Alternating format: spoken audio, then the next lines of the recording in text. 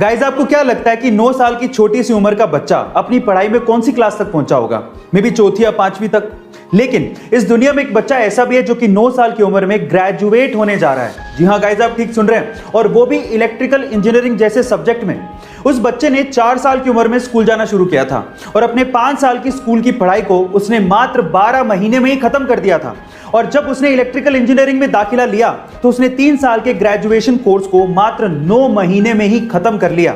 Netherlands के इनहोवर university of technology से वो लड़का ग्रेजुएट होकर दुनिया का सबसे यंगेस्ट ग्रेजुएट बनने जा रहा है। इसका आईक्यू लेवल 145 बताया जा रहा है और इसकी तुलना एल्बर्ट आइंस्टाइन और स्टीवन हॉकिंग से की जा रही है। इस बच्चे का नाम है लॉरेंट सिमंस। बड़े सपने अमीरी के मोहताज नहीं होते। अगर आप शिद्दत से चाहें तो कुछ भी पा सकते हैं। कुछ ऐसी कहानी है मुंबई के समंदर किनारे बांद्रा के स्लम में रहने वाली मलीशा खारमा की।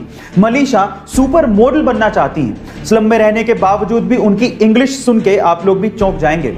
मलीशा के सपनों को पहली उड़ान तब मिली जब हॉलीवुड फिल्म स्टेप अप के एक्टर रॉबर्ट हॉफमैन से उनकी मुलाकात हुई। मुंबई घूमने आए रॉबर्ट हॉफमैन इस बच्ची से इतना प्रभावित हुए कि उन्होंने इस बच्ची का इंस्टाग्राम पे अकाउंट बनाया, अपने साथ कुछ वीडियो शूट की और उसके बाद इंस्टाग्राम पे अपलोड की और फिर इस बच्ची को प्रिंसेस ऑफ स्लम नाम भी दिया। और आज इस बच्ची के इंस्टाग्राम पे 1.5 लाख से ज्यादा फॉलोवर्स हैं। और तो और एक फैशन मैगजीन ने मलीशा को उसके कवर पेज पर जगह भी दी। गाइस, वो उसके लिए सबसे सुनहरा दिन था। इसी कहते हैं कि अगर आपके सपने सच्चे हैं तो राहें मिल ही जाती हैं। सन 2011 में शाहरुख खान की डॉन 2 रिलीज हुई थी और इस मूवी के लिए शाहरुख खान ने अपने हाथ पे डी लेटर का एक टैटू करवाया था। और उस वक्त उन्होंने कहा था कि पहले तो इस डी का मतलब डॉन था, लेकिन अब इस डी का मतलब है धोनी।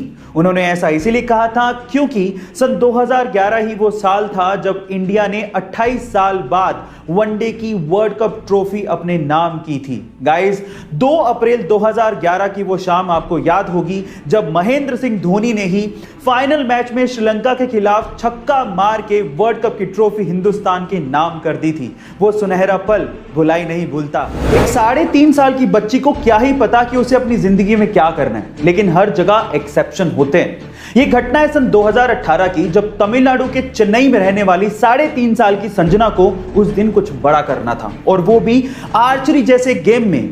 मकसद था नॉन स्टॉप एरो शूट करना, लेकिन जब उस 3.5 साल की बच्ची ने 700 एरो शूट किए तो उसकी उंगली में घाव हो गया। उसके हाथों से खून निकलता देख आसपास के लोगों ने उसे रुकने को कहा, लेकिन सरप्राइजिंगली संजना ने रुकने से मना कर दिया और 3 घंटे 27 मिनट लगातार एरो शूट करने के बाद 1111 एरो शूट करके उसने वर्ल्ड रिकॉर्ड बना दिया। Oh my God. विश्वास एक ऐसी चीज है जो आपके जीने के मायने बदल सकती है। यही वो चीज है जिसकी वजह से लोग पत्थर की मूर्ति को भगवान समझ के पूजते हैं और उनकी मनोकामनाएं पूरी हो जाती हैं। अब विश्वास आपकी जिंदगी में कैसे परिवर्तन ला सकता है, इसको एक कहानी से समझने की कोशिश करते हैं। एक बार क्या हुआ, एक गांव में एक व्यक्ति बड़ा बीमार था क्योंकि उसे टीबी था। बीमारी ज्यादा बढ़ने की वजह से वो अपने गांव के ही वैद्य के घर पे पहुंचा। अब जैसे वो वैद्य के घर गया, उसको पता लगा कि वैद्य जी घर पे नहीं है, वो खेत में काम कर रहे हैं। तो वो खेत पहुंच गया। अब खेत में जाके उसने वैद्य जी को सारी बात बताई कि उसे क्या बीमारी है, क्या प्रॉब्लम है। वैद्य जी ने सारी बीमारी जानने के बाद उसे दवाई लिख के देने की कोशिश करी, लेकिन खेत में ना पेपर था ना पेन। तो उन्होंने पास में ही रखी एक लाल ईंट को उठाया और उसके पास में कोयला पड़ा था, तो कोयले को उठा के और लाल ईंट को उठा के उस कोयले से लाल ईंट पे कुछ लिखा। उस व्यक्ति को देते हुए कहा कि ये ले लेना और इसे रोज पानी में घोल घोल के पीना।